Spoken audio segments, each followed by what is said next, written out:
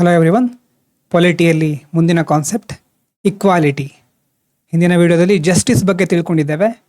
ಈಗ ಇಕ್ವಾಲಿಟಿ, ಇದು ಸಹ ಬಹಳ important concept, basic concept. So equality means treating every person with equal respect and giving every one equal opportunities to grow and succeed. ಪ್ರತಿಯೊಬ್ಬ ವ್ಯಕ್ತಿಯನ್ನು ಸಮಾನವಾಗಿ ಗೌರವದಿಂದ, ಘನತೆಯಿಂದ ನಾವು ಗೌರವಿಸಬೇಕು ಅಥವಾ ಅವರನ್ನು ನೋಡಬೇಕು, ಟ್ರೀಟ್ ಮಾಡಬೇಕು ಅಲ್ವಾ. ಮತ್ತು ಪ್ರತಿಯೊಬ್ಬ ವ್ಯಕ್ತಿಗೂ ಸಹ ಸಮಾಜ ಇರಬಹುದು, ಸರ್ಕಾರ ಇರಬಹುದು, ಸರಿಯಾದ ಅವಕಾಶಗಳನ್ನು ಕೊಡೋದ್ರ ಮೂಲಕ ಅವರು ಗ್ರೋ ಆಗಲಿಕ್ಕೆ, ಸಕ್ಸೀಡ್ ಆಗಲಿಕ್ಕೆ ದಾರಿ ಮಾಡಿಕೊಡ್ಬೇಕು. No one should be discriminated against on any ground. ನಿಮ್ಮ ಧರ್ಮ, ನಿಮ್ಮ ಜಾತಿ, ನಿಮ್ಮ ಹಿನ್ನೆಲೆ, ಇದರ ಆಧಾರದ ಮೇಲೆ ಯಾವುದೇ ಅಂಶ ಇರಬಹುದು, ಅದು ನಿಮ್ಮನ್ನು ತಾರತಮ್ಯ ಮಾಡಬಾರ್ದು ಅಥವಾ ನಿಮ್ಮನ್ನು ಕೀಳು ಅಂತ ನೋಡಬಾರ್ದು ಅಥವಾ ನೀವೇ ಶ್ರೇಷ್ಠ ಅಂತ ಹೇಳಬಾರ್ದು. ಎಲ್ಲರೂ ಸಮಾನರು. ಇಕ್ವಾಲಿಟಿ ಯಾಕೆ ಇಂಪಾರ್ಟೆಂಟ್? ಯಾಕಂದರೆ ಇದು ಡಿಗ್ನಿಟಿ ಮತ್ತು ರೆಸ್ಪೆಕ್ಟನ್ನು ಎತ್ತಿ ಹಿಡಿಯುತ್ತೆ, ಅಂದರೆ ಹೈಲೈಟ್ ಮಾಡುತ್ತೆ. ಎಲ್ಲ ಕೊನೆಗೆ ಹೋಗಿ ಸೇರೋದು ಇಂಡಿವಿಜುವಲ್ ರೆಸ್ಪೆಕ್ಟ್, ಇಂಡಿವಿಜುವಲ್ ಡಿಗ್ನಿಟಿ. ನಾವು ದೊಡ್ಡ ದೊಡ್ಡ ವ್ಯಕ್ತಿಗಳ ಬಗ್ಗೆ ಹೇಳ್ತೇವೆ, ಆದರೆ ನಮ್ಮ ಸುತ್ತಮುತ್ತ ಇರುವಂತಹ ಸಾಮಾನ್ಯ ಕೆಲಸದವರಿಗೂ ಅಥವಾ ಸುತ್ತಮುತ್ತಲೂ ಸಮಾಜದಲ್ಲಿ ತುಂಬ ಜನ ಇರ್ತಾರೆ, ಪ್ರತಿಯೊಬ್ಬರನ್ನು ಸಹ ನಾವು ಡಿಗ್ನಿಟಿಯಿಂದ, ರೆಸ್ಪೆಕ್ಟಿಂದ ನೋಡ್ತೀವ.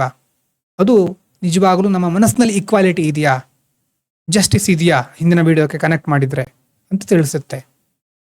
So it ensures social justice and reduces discrimination.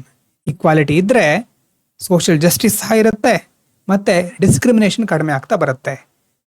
Unity, harmony and brotherhood ಅಲ್ವಾ. ಭ್ರಾತೃತ್ವ, ಹಾರ್ಮನಿ, ಬ್ರದರ್ಹುಡ್ ಎಲ್ಲ ಸಹ ಪ್ರಮೋಟ್ ಆಗೋದು.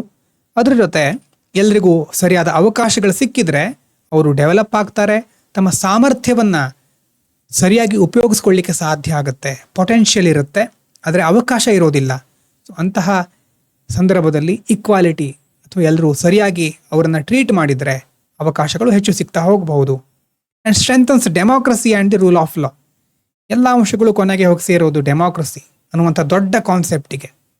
ನಾವು 9th 10th ಬಗ್ಗೆಲ್ಲ NCERT ಡಿಸ್ಕಸ್ ಮಾಡಬೇಕಾದ್ರೆ ಹೇಳಿದ ನೆನಪಿದೆಯಾ? ಡೆಮಾಕ್ರಸಿ ಎಷ್ಟು ಇಂಪಾರ್ಟೆಂಟು, ತುಂಬ ವಿಷಯಗಳನ್ನು ನೋಡಿದ್ವಿ ಅಲ್ಲಿ ಡೆಮಾಕ್ರಸಿ ಬಗ್ಗೆ. ರೂಲ್ ಆಫ್ ಲಾ, ಕಾನೂನಿನ ಮುಂದೆ ಎಲ್ಲರೂ ಸಮಾನರು. ಇದೆಲ್ಲ ಒಂದು ಬೇಸಿಕ್ ಬರೋದೆಲ್ಲಿ, ಇದಕ್ಕೆಲ್ಲ ಫೌಂಡೇಶನ್ ಇರೋದು ಜಸ್ಟಿಸ್, ಇಕ್ವಾಲಿಟಿ, ಇಂತಹ ಮೌಲ್ಯಗಳಲ್ಲಿ. ನಮ್ಮ ಕಾನ್ಸ್ಟಿಟ್ಯೂಷನಲ್ಲಿ ಎಲ್ಲೆಲ್ಲಿ ಇಕ್ವಾಲಿಟಿ ಬರುತ್ತೆ? ಆರ್ಟಿಕಲ್ 14 ಏನು ಹೇಳುತ್ತೆ? Equality before law, equal protection of law. ಇದರ ಬಗ್ಗೆ ಡೀಟೇಲ್ ಆಗಿ ಮುಂದೆ ನೋಡ್ತೇವೆ. ಒಂದು ವೇಳೆ ಏನು ಅಂತ ಗೊತ್ತೇ ಆಗ್ತಿಲ್ಲ ಅಂತಂತ ತಲೆ ಕೆಡಿಸ್ಕೊಳ್ಳಿಕ್ಕೆ ಹೋಗಬೇಡಿ. ಆರ್ಟಿಕಲ್ 15 ತಾರತಮ್ಯವನ್ನು ನಿಷೇಧಿಸುತ್ತೆ ಅಥವಾ ಅಸ್ಪೃಶ್ಯತೆ ಇರಬಹುದು. ಆರ್ಟಿಕಲ್ 17ನಲ್ಲಿ ಅಬಾಲಿಷನ್ ಆಫ್ ಅನ್ಟಚಬಿಲಿಟಿ ಅಂತ ಹೇಳ್ತಾರೆ.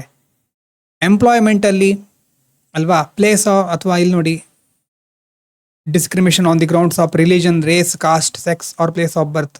ಇದು ಯಾವ ಆಧಾರದ ಮೇಲೂ ಇನ್ನೊಬ್ಬ ವ್ಯಕ್ತಿಯನ್ನು ನಾವು ಡಿಸ್ಕ್ರಿಮಿನೇಟ್ ಮಾಡಬಾರ್ದು. ಇನ್ನು DPSP ಸಹ equal right to adequate means of livelihood for all. ಜೀವನೋಪಾಯಕ್ಕೆ ಸಂಬಂಧಪಟ್ಟ ಹಾಗೆ ಎಲ್ಲರಿಗೂ ಅವಕಾಶಗಳಿರಬೇಕು, ಸಮಾನ ಕೆಲಸಕ್ಕೆ ಸಮಾನ ವೇತನ. Equality is both a fundamental right and guiding principle of the state. Fundamental right ಸಹ ಹೌದು, ಅಂದರೆ ನಮಗೆ ಇರುವಂಥ ಹಕ್ಕು, ಸಮಾನತೆಯ ಹಕ್ಕು ಅಂತ ಹೇಳಿದಾಗ ಸರ್ಕಾರ ನಮ್ಮನ್ನು ಡಿಸ್ಕ್ರಿಮಿನೇಟ್ ಮಾಡಬಾರ್ದು. ಮೊದಲನೇ ಅಂಶ ಅಂದರೆ ನಮಗದು ಹಕ್ಕಿದೆ. ಅದರ ಜೊತೆ ಸರ್ಕಾರಕ್ಕೆ ಸಂವಿಧಾನ ಹೇಳ್ತಾ ಇದೆ ನೋಡಿ, ನಿರ್ದೇಶಕ ತತ್ವಗಳು, ರಾಜ್ಯ ನಿರ್ದೇಶಕ ತತ್ವಗಳು ಅಂತ ಹೇಳ್ತೀವಲ್ವಾ, directive principle of state policy. DPSP ಅಂತಂದರೆ ಸರ್ಕಾರಕ್ಕೆ ಇರೋ ಗೈಡ್ಲೈನ್ಸ್ ಥರ, ಈ ಥರ ಮಾಡಿ ಅಂತ. ಅದರ ಮೂಲಕ ಸಹ ಸಂವಿಧಾನದಲ್ಲಿ ಹೇಳ್ತಾರೆ ಇಕ್ವಾಲಿಟಿ ಬಹಳ ಇಂಪಾರ್ಟೆಂಟ್. ಇನ್ನು ಇಕ್ವಾಲಿಟಿ ಮತ್ತು ಇಕ್ವಿಟಿ ಏನು ಡಿಫ್ರೆನ್ಸು? ಈ ಶಬ್ದ ತುಂಬ ಕಡೆ ಬಂದಿರುತ್ತೆ, ನೀವು ಕೇಳಿರಬಹುದು. ಇಕ್ವಾಲಿಟಿ ಅಂದರೆ ಒಂಥರ sameness, treating everyone the same regardless of their situation. ನೋಡಿ, ಇಲ್ಲಿ ಈ ಇಮೇಜ್ ತುಂಬ ಕಡೆ ನೋಡಿದ್ದೀರಾ ಅಂದ್ಕೊಳ್ತೀನಿ ನಾನು. 3 ಜನ ಇದ್ದಾರೆ. ಮೊದಲನೇ ಇಮೇಜ್ ನಾನು ಹೇಳ್ತಾ ಇದ್ದೀನಿ, ಇನ್ನಷ್ಟು ಝೂಮ್ ಮಾಡ್ತೀನಿ ಬೇಕಿದ್ರೆ. ನೋಡಿ, ಮೊದಲನೇ ಇಮೇಜು ಹೊರಗಡೆ ಯಾವುದೋ ಒಂದು ಸ್ಪೋರ್ಟ್ಸ್ ಇವೆಂಟ್ ನಡೀತಾ ಇದೆ. 3 ಜನರ ಹೈಟ್ ಬೇರೆ ಬೇರೆ ಇದೆ. ಮೊದಲನೇವನು ಹೈಟ್ ಇದ್ದಾನೆ, ಎರಡನೇವನು ಮೀಡಿಯಮ್ಮು, ಮೂರನೇವನು ಚಿಕ್ಕ ಮಗು ಅಂತ ಇಟ್ಕೊಳ್ಳೋಣ. 3 ಜನರಿಗೆ ಕೆಳಗಡೆ ಒಂದೇ ಸೈಜಿನ ಒಂದು ಸ್ಟೂಲ್ ಅಲ್ವಾ, ಅದನ್ನು ಹಾಕೊಟ್ಟಿದ್ದಾರೆ. ಇವರಿಗೂ ಓಕೆ, ಇವನಿಗೆ ಪರವಾಗಿಲ್ಲ, ಆದರೆ ಈ 3ನೇ ಮಗುವಿಗೆ ಏನು ಕಾಣಿಸ್ತಾನೇ ಇಲ್ಲ. ಇದೇನು ಇಕ್ವಾಲಿಟಿ, ಎಲ್ಲರನ್ನ ಒಂದೇ ಥರ ಟ್ರೀಟ್ ಮಾಡ್ತಾ ಇದ್ದಾರೆ. ಎಲ್ರಿಗೂ ಒಂದೇ ಸೈಜಿನ ಸ್ಟೂಲ್ ಅಥವಾ ಕೆಳಗಡೆ ಟೂಲನ್ನು ಹಾಕೊಟ್ಟಿದ್ದಾರೆ. Same support for everyone. ಹೀಗಾಗ್ಬಿಟ್ಟಾಗ ಏನಾಗುತ್ತೆ, not everyone can reach or see equally.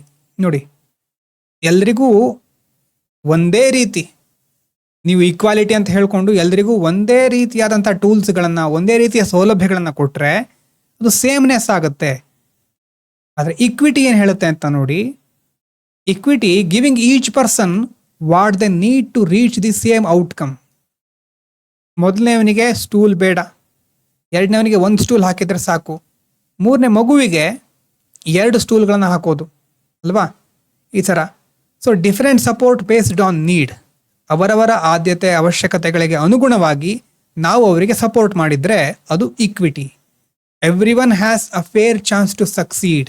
So ಇಲ್ಲಿ ಎಲ್ರಿಗೂ ಒಂದು ನ್ಯಾಯಯುತವಾದಂತಹ ಪರಿಸರವನ್ನು, ಎನ್ವೈರ್ಮೆಂಟನ್ನು ನಾವು ಕ್ರಿಯೇಟ್ ಮಾಡ್ಕೊಳ್ತಾ ಇದ್ದೇವೆ.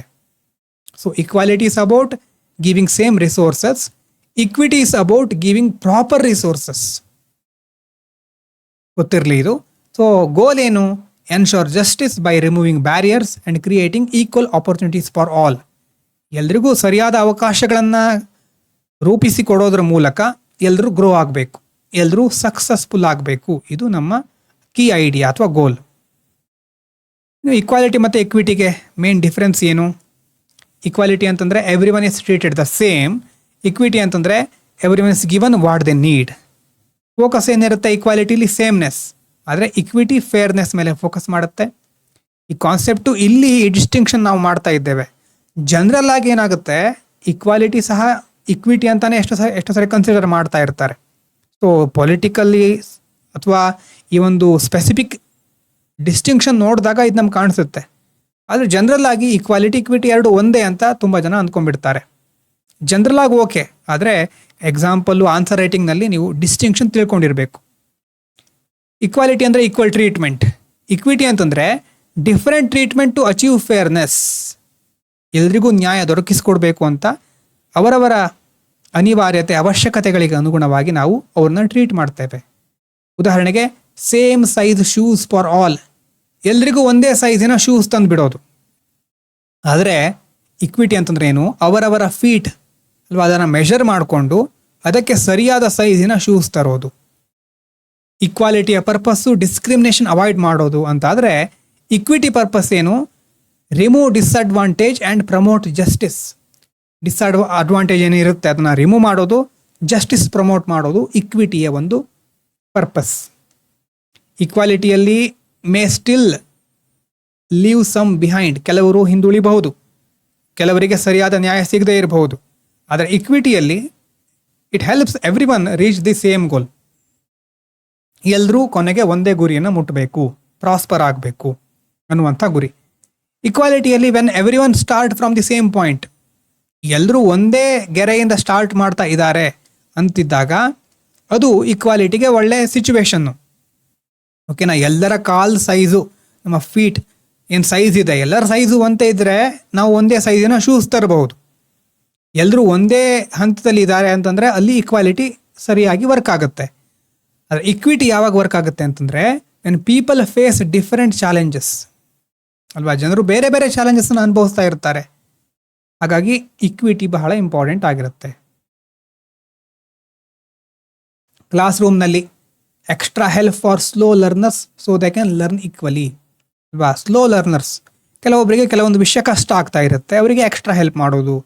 ಪಬ್ಲಿಕ್ ಪ್ಲೇಸ್ಗಳಲ್ಲಿ ರ್ಯಾಂಪ್ಸ್ ಇರಬಹುದು, ಮತ್ತು SC ST OBCಗಳಿಗೆ ರಿಸರ್ವೇಷನ್ನು, ಇಕನಾಮಿಕಲಿ ವೀಕರ್ ಸ್ಟೂಡೆಂಟ್ಸಿಗೆ ಸ್ಕಾಲರ್ಶಿಪ್ಪು, ಮತ್ತು ಬ್ಯಾಕ್ವರ್ಡ್ ರೀಜನ್ಗಳಿಗೋಸ್ಕರ ಸ್ಕೀಮ್ಸು, ಇದೆಲ್ಲ example. And equality is not treating everyone identically in every situation.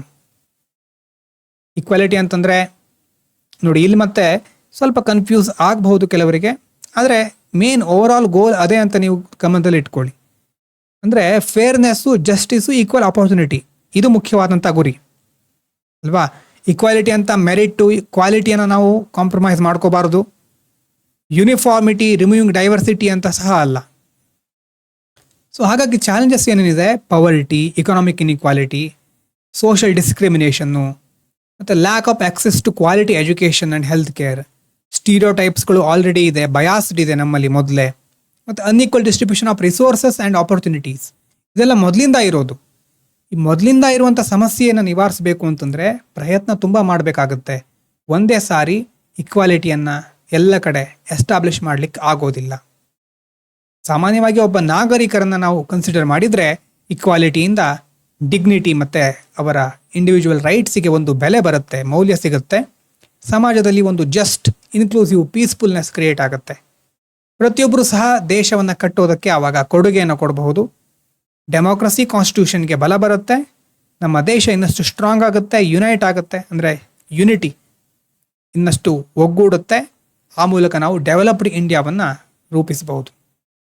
So equality ensures everyone is treated with equal respect and has equal opportunity. Equity ensures everyone gets what they need to succeed. Together they build just and democratic society.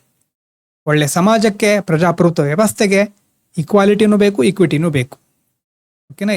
ಇನ್ನೊಂದ್ಸರಿ PDF ಅನ್ನು ಓದಿ, simple concept ಅರ್ಥ ಆಗುತ್ತೆ. ಓಕೆನಾ? Thank you so much.